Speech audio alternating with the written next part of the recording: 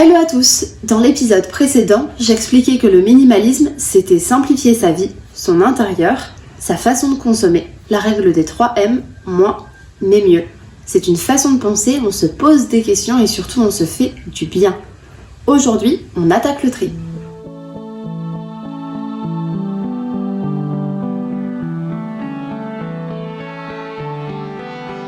On associe minimalisme avec tri. Souvent, quand on veut simplifier son intérieur, on a tendance à tout évacuer. Placard, dressing, chambre, salle de bain, c'est bien, mais être radical n'est pas la solution. Pourquoi ?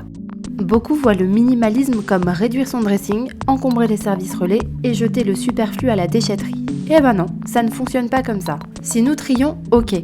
Faisons le point sur ce que l'on a chez soi. Notre intérieur est une mine d'or. Prenons le temps de faire ce tri, on ne peut pas tout faire en un week-end. Personnellement, quand j'ai commencé à me poser des questions sur ma manière de consommer, de vivre, j'y suis allée petit à petit. En y allant progressivement, c'est plus efficace que de manière drastique. Si on jette et vide tout sur un coup de tête, on se rend compte que nous sommes allés trop vite et malheureusement, il va falloir acheter des choses que nous pensions inutiles, ce qui est contre-productif. Un conseil, démarrons le tri pièce par pièce. Par exemple, je commence par ma cuisine et la suite vient naturellement. Une fois les questions posées, le tri amorcé, que faire de tous ces objets qui nous encombrent, dont on ne veut plus et qui ne nous apportent plus de bonheur ? On le disait, notre intérieur regorge de trésors.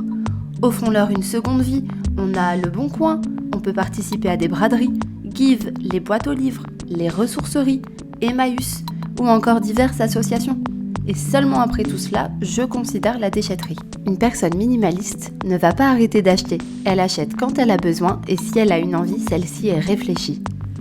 Elle va privilégier le marché de la seconde main, la réparation des objets et si elle achète neuf, idéalement éthique. C'est-à-dire une marque qui fait attention au bien-être de ses salariés et aux ressources de la planète. Ouais, mais ça coûte plus cher. Pas forcément, mais le prix payé sera juste. Par contre, une marque éthique et engagée ne nous proposera jamais un maillot de bain à 20 € ou un t-shirt à 4,99 €. Évitons le greenwashing.